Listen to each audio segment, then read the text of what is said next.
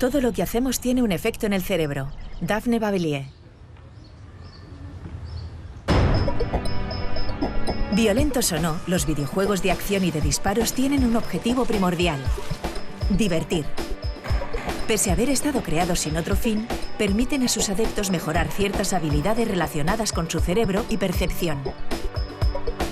En este capítulo de Redes, la neurocientífica Daphne Bavillier explica a Eduard Punset sus hallazgos en torno a este tipo de videojuegos y sus posibles aplicaciones en campos como la educación o la rehabilitación de pacientes.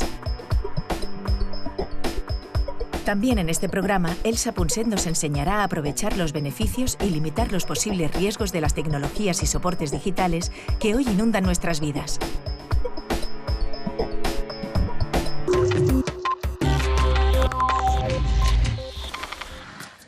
Daphne, es fantástico saber, gracias a ti, que los que juegan a videojuegos obtienen mejores resultados que los que no juegan a videojuegos.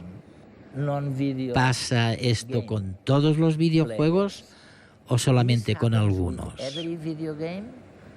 ¿Es general esto? Me has planteado una muy buena pregunta. Nuestro estudio demuestra que los distintos videojuegos tienen efectos diferentes en el cerebro. Puedo contarte más sobre el trabajo que hemos realizado. Los juegos que hemos analizado no son el tipo de juegos que creerías que son buenos para el cerebro. A primera vista se trata de lo que llamamos juegos de disparos y acción. Si vuelves a casa y te encuentras a tu hijo de 12 años jugando a uno de ellos, lo primero que te vendrá a la cabeza no es: mira qué bien, mi hijo está persiguiendo zombies o monstruos, ¿verdad? Preferirías que hiciera sus deberes de matemáticas. Sin embargo, al estudiar estos juegos, hemos descubierto que repercuten de un modo profundamente beneficioso en varias habilidades distintas, como por ejemplo la agudeza visual o la capacidad de prestar atención. Es decir, en varios aspectos de nuestro razonamiento cognitivo. Por eso hemos empezado a interesarnos muchísimo por estos juegos. Queremos comprender qué componentes de estos juegos provocan todos estos cambios positivos, y así podremos aprovecharlos y crear juegos que estén específicamente diseñados para la rehabilitación de pacientes, por ejemplo tras un ictus, o bien para fines educativos.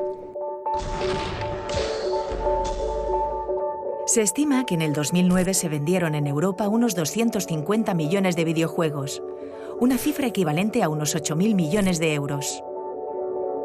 Para el 2012, se prevé que las ventas de videojuegos a escala mundial generarán unos 55.000 millones de euros de beneficios.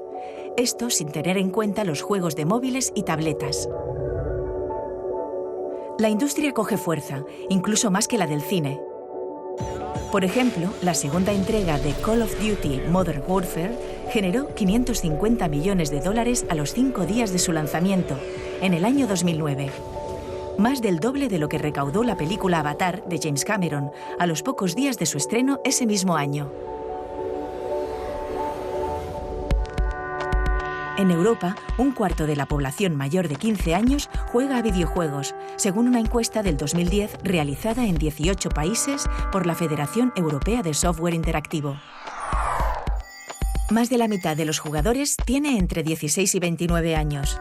Casi un tercio entre 30 y 49 años, y un 9% supera los 50.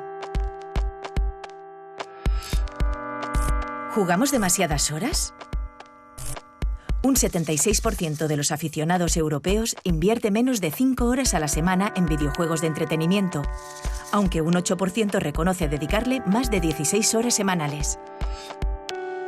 ¿Nos aíslan los videojuegos? Depende. Un 58% de los padres y madres aficionados juegan con sus hijos y lo hacen a menudo a petición de los niños. Asimismo, muchos aficionados juegan con amigos o interaccionan con otros mediante juegos online. ¿Y qué pasa con los que no juegan? Según la encuesta, el 41% no lo hace por falta de tiempo. El 23% porque cree que los videojuegos son para niños. El 9% por parecerle aburridos. Y el 7% por considerarlos violentos. En cambio, el principal motivo para jugar es la diversión. Así lo confirmaron el 61% de los jugadores encuestados. De hecho, al margen de que algunos juegos se vendan con otras finalidades como estimular nuestra inteligencia o mover el esqueleto, la industria los crea primordialmente con el objetivo de divertir. Y en particular, los videojuegos de acción en los que hay que reaccionar adecuadamente y cuanto antes a todo tipo de estímulos inesperados, no tienen otro fin que el entretenimiento. Pero ahora, estudios como los de Daphne Babelie están revelando que este tipo de videojuegos también pueden contribuir a mejorar ciertas habilidades.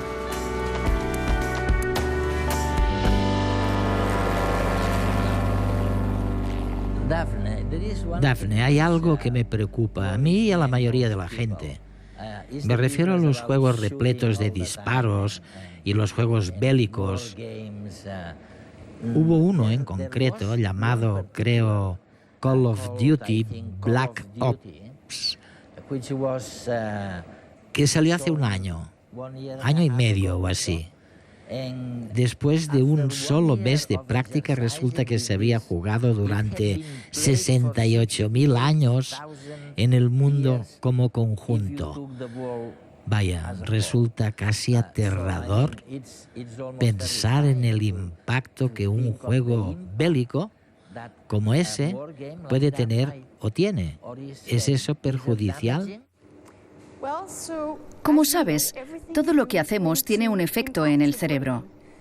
Lo que comemos influye en el cerebro y, de hecho, la tecnología es un poco como la comida. Los distintos tipos de alimentos surten efectos diferentes. Comer chocolate no nos afecta igual que comer zanahorias. Con los videojuegos y las tecnologías pasa lo mismo. Por otro lado, planteas una cuestión que tiene que ver con la violencia. No sabemos si la violencia del juego es importante para los cambios positivos que se han observado, pero puedo darte un ejemplo de cómo utilizamos ahora estos juegos en pro de algo bueno. Descubrimos, durante nuestra investigación, que las personas que eligen jugar a este tipo de juegos tienen más agudeza visual. Ahora mismo corriges tu visión con gafas, ¿verdad? Es una manera de corregir la visión. Te aseguras de que la imagen que se envía a la parte posterior de la retina sea un poco más clara y corriges cualquier distorsión óptica de los ojos. Sin embargo, lo que hemos demostrado es que los juegos de acción, como por ejemplo Call of Duty, van un paso más allá. Consiguen entrenar la corteza visual y el resto del cerebro para mejorar la imagen y la información que se envía desde la parte posterior de los ojos al cerebro. Y los utilizamos, por ejemplo, para tratar pacientes con poca visión, pacientes que padecen ambliopía. También se denomina ojo vago. ¿Y esto quiere decir? Significa que el ojo es correcto y normal, pero sin embargo el cerebro, durante el desarrollo, ha recibido información inadecuada de uno de los ojos, ya sea por culpa de un glaucoma o de una desviación, y como consecuencia de las malas señales recibidas en fases tempranas del desarrollo. El cerebro ahora está mal configurado y el ojo que tenía problemas se ha ido debilitando cada vez más hasta que queda completamente anulado. El paciente pasa a tener un solo ojo funcional en lugar de dos. El caso es que ahora sabemos que se puede reentrenar a las personas para mejorar la visión del ojo amblíope, incluso en adultos. Ya sabes que hay un gran dogma en el campo de la neurociencia según el cual existe un periodo crítico para la visión. Y cuando finaliza, después de la adolescencia, ya no puede hacerse nada porque la plasticidad se ha perdido. Pero pese a eso, podemos recuperar la plasticidad, incluso en la edad adulta.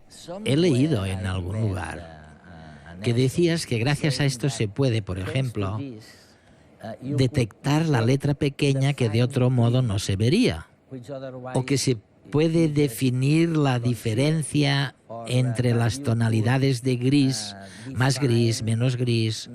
Así que imagino que puede ser muy útil, pero de verdad que no importa si lo hacemos a través de videojuegos violentos o no violentos. ¿No tiene importancia en función de la violencia? No sabemos si la violencia es lo importante, pero sí sabemos que los juegos que funcionan mejor son los de disparos repletos de acción. En el laboratorio procedemos de la siguiente manera. Primero estudiamos a los que juegan a juegos de acción y los comparamos con los que no juegan a este tipo de juegos. Las tareas que has mencionado son tareas que los científicos que estudian la visión utilizan en el laboratorio todo el rato, ¿sabes? Se trabaja con un conjunto de tareas algo extrañas, que no se utilizan en la vida diaria, pero que nos permiten medir exactamente la visión de los participantes. Tras estudiar a varias personas en el laboratorio, hemos demostrado que los que eligen jugar a juegos de acción consiguen mejores resultados que los que no. Pero eso no es todo. Nuestro objetivo es crear nuevas herramientas para rehabilitar a los pacientes o ayudar en la educación. Y debemos asegurarnos de poder trabajar con alguien como tú, que no juega a videojuegos, conseguir que juegue a videojuegos y mejorarle la visión. Por eso hacemos estudios de entrenamiento. Estudiamos a personas que normalmente no juegan a videojuegos. Les hacemos pruebas antes de empezar el experimento y luego les asignamos aleatoriamente a un grupo que debe jugar a juegos de acción y a otro grupo que debe jugar a un juego de control con otro tipo de dinámica de juego. Lo que vemos es que en los que han tenido que jugar a videojuegos de acción, como Call of Duty, Ellos aprenden. mejoran más la visión que los que han jugado a los juegos de control. Vamos a ponerte a prueba. Lee atentamente las siguientes palabras y pronuncia en voz alta el color con que están escritas.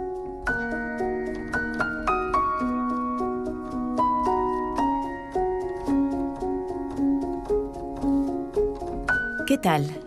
La respuesta correcta debería haber sido rojo, verde, negro y azul. ¿Lo has hecho bien? Otra prueba. Fíjate en estos 3 puntos azules. Intenta seguir la trayectoria de los 3 a la vez y no perderlos de vista.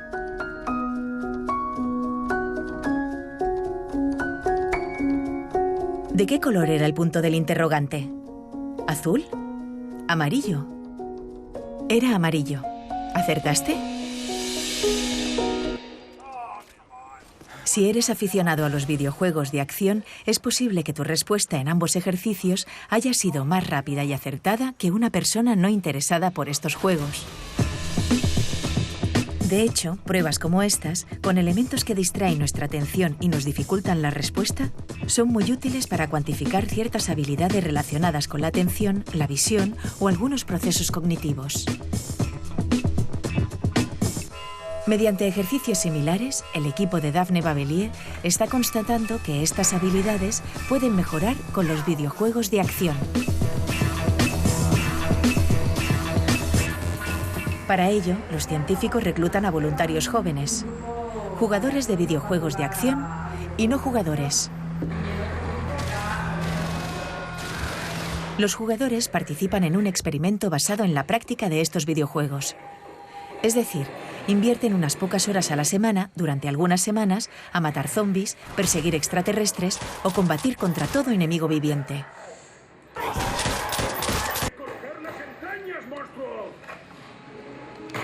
En cambio, los voluntarios del otro grupo no juegan durante ese periodo y si lo hacen, no es con videojuegos de acción, sino de estrategia, sociales, rompecabezas. Pasadas unas semanas, ambos grupos regresan al laboratorio para realizar pruebas parecidas a las que hemos visto. En los más de 20 estudios de este tipo publicados por el equipo de Bavelier, los jugadores de videojuegos de acción muestran una mejora de las habilidades puestas a prueba, comparado con el grupo de no jugadores.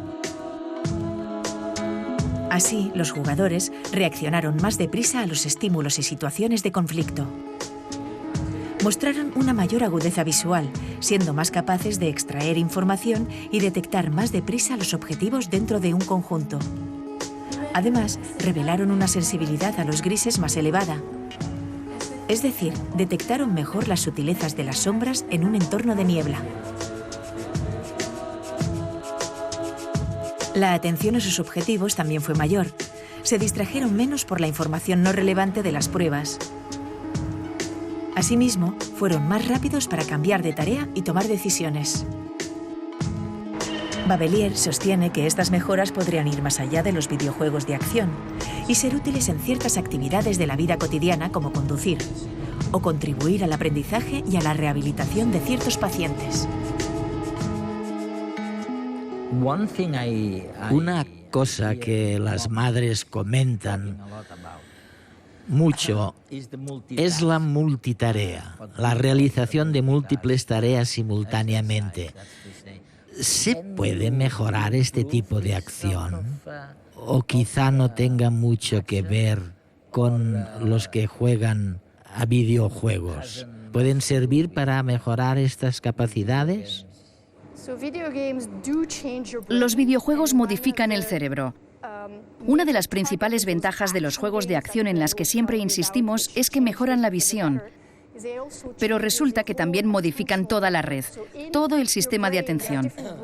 En el cerebro hay varias estructuras cerebrales que son importantes a la hora de orientar la atención, como la corteza parietal, mantener la atención durante un rato, como la corteza prefrontal, o suprimir los elementos de distracción y no desconcentrarse fácilmente, como cuando una hoja de papel sale volando y todos los niños se quedan mirándola, muy a pesar de los profesores.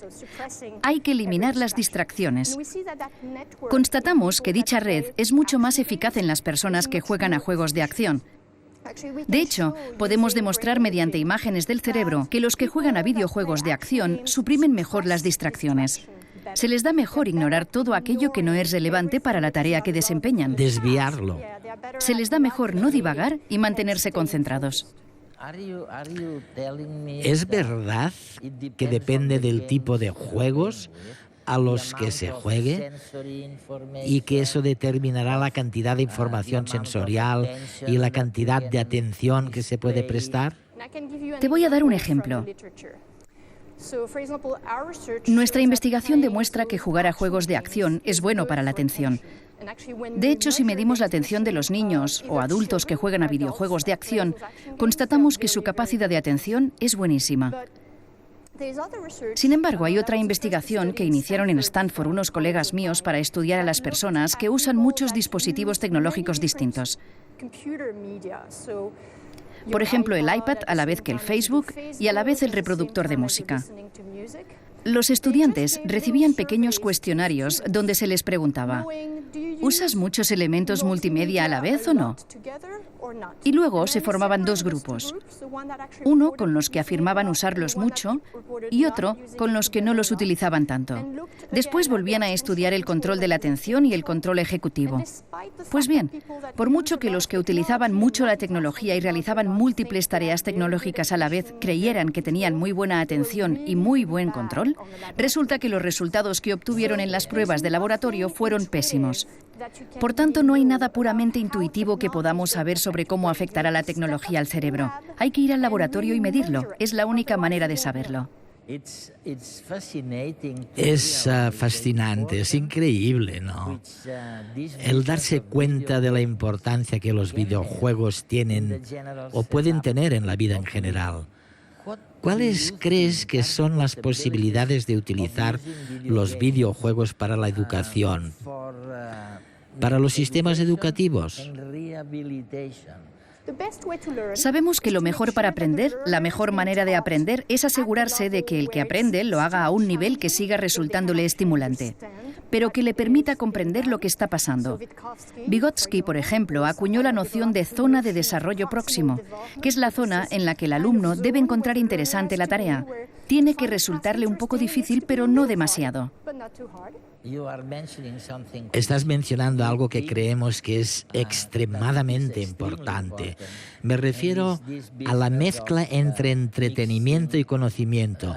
Llevo toda la vida enseñando y he descubierto al final del periodo de docencia que como no seas capaz de entretener a tus alumnos, no podrás enseñarles nada de nada.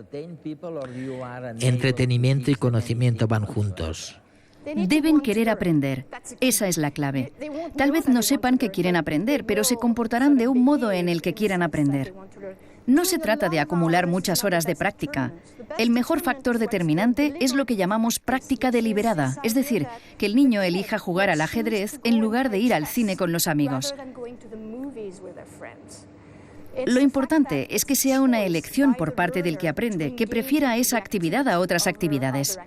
Es realmente un aspecto fundamental de la motivación. Y los videojuegos son fantásticos. Como decías antes, atraen a muchas personas que quieren jugar. Imagínate que pudiéramos enseñarles matemáticas a los niños porque quisieran jugar. Porque quisieran jugar. ¿A qué sería maravilloso? Es algo en lo que realmente debemos trabajar y la tecnología nos abre muchas puertas para lograrlo.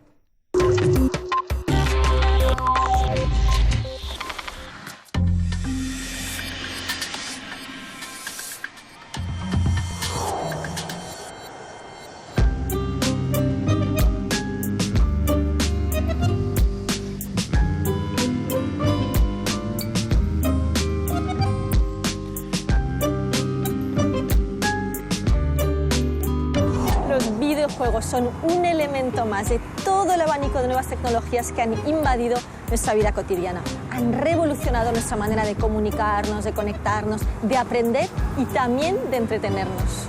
Con los videojuegos potenciamos la plasticidad cerebral, es decir, la capacidad que todos tenemos y que hay que ejercitar como un músculo para aprender y adaptarnos a los cambios que nos rodean desde la niñez hasta la vejez.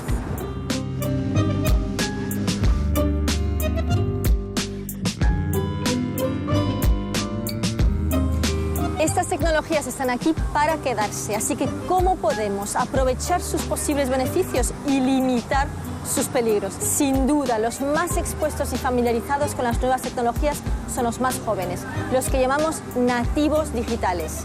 Y a los adultos nos puede preocupar el impacto que esto tiene en sus vidas. Vamos a verlo.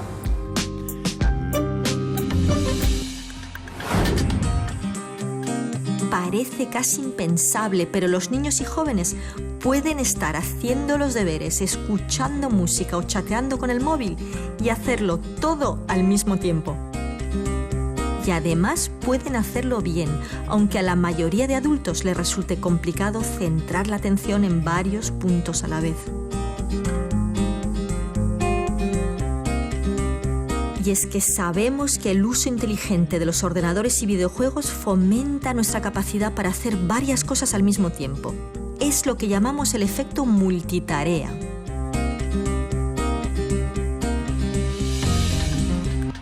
¿Qué prefieres, helado o espinacas? En realidad, Internet y las nuevas tecnologías son como ese helado de espinacas. Te permiten unir los beneficios de las espinacas con el sabor tentador de un helado. Y es que podemos aprender cosas útiles disfrutando. ¿Te apetece probarlo? ¿Quiere probar un poco de helado de espinacas? ¿Qué te parece? Bueno, está mal. ¿Ah? Bueno. Muy bien, muchas gracias. ¿Bien? Yeah, exactly. Very healthy. Very healthy.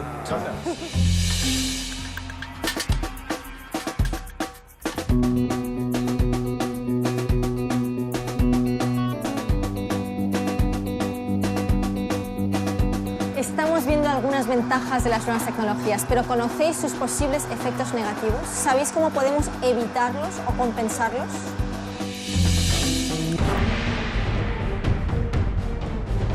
En el caso de los videojuegos hay una relación clara entre jugar a videojuegos violentos y un aumento de los pensamientos agresivos. ¿Pero tiene la culpa la tecnología o cómo utilizamos nosotros esa tecnología? Vamos a ver a qué jugamos. Disculpa, hola, ¿cómo te llamas? Carlos. Carlos, quería saber si te gustan los videojuegos. Pues sí, la verdad es que sí. ¿Qué tipo de videojuegos te gustan? Pues de todo en general, de deportes, de rol, de acción. Sobre todo deportes y motor. A mí me gustan más los de acción, los de tiro y tal. ¿Qué clase de videojuegos te gustan? Estrategia, los que están conectados online, multijugador. Sí. Son mis preferidos. Pues de deporte, sobre todo el fútbol. Generalmente juego a fútbol. ¿Juegos violentos te gustan? No es que me gusten, pero me gusta jugar contra mis amigos porque hay esta competencia que a ver quién gana y quién no. Deportivos, de deportes. De hecho, un estudio reciente muestra que aunque el 97% de los jóvenes juegan con videojuegos, los 3 videojuegos más populares no son violentos, sino que tienen que ver con carreras, estrategia o deportes. Existen miles de tipos de videojuegos que pueden potenciar diversas habilidades, como por ejemplo la velocidad a la cual pensamos. Jugar te puede dar buenos reflejos mentales. Lo dice la neurocientífica Daphne Babelier, el efecto de los videojuegos en el cerebro es parecido al del vino en la salud. Hay que elegir bien y con moderación.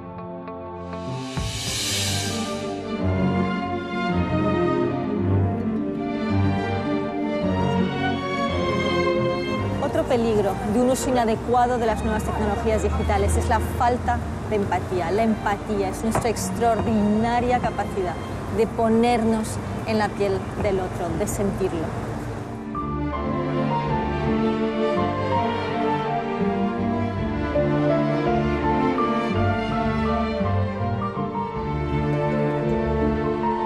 Pero una de las cosas que nos puede impedir conectar con los demás es la falta de atención. Para conectar y comunicarse con los demás, necesitamos prestarles atención, fijarnos en ellos.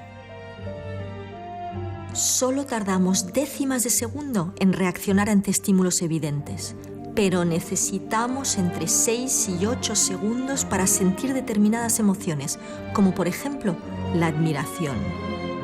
Si pasas de largo a toda velocidad, tu cerebro no se involucra. Estás desconectado.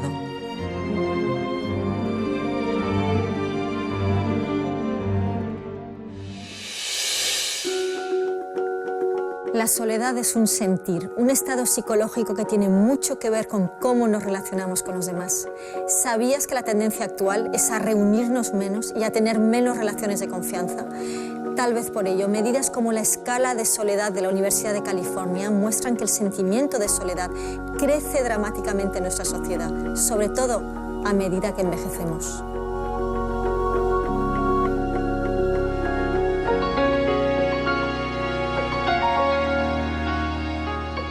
Empecemos con algo básico. Recordemos cómo hacemos amigos, cómo conectamos.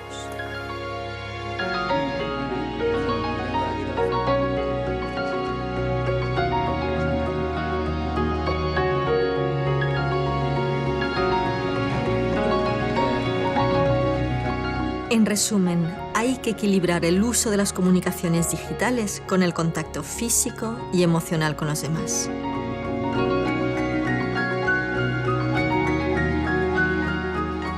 Desde hace 2 décadas, la tecnología nos ofrece la posibilidad de no desconectarnos nunca. La paradoja es que en estos tiempos de comunicación instantánea padecemos mucha soledad.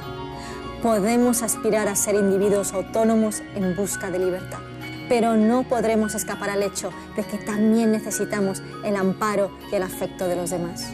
No es magia, es inteligencia emocional.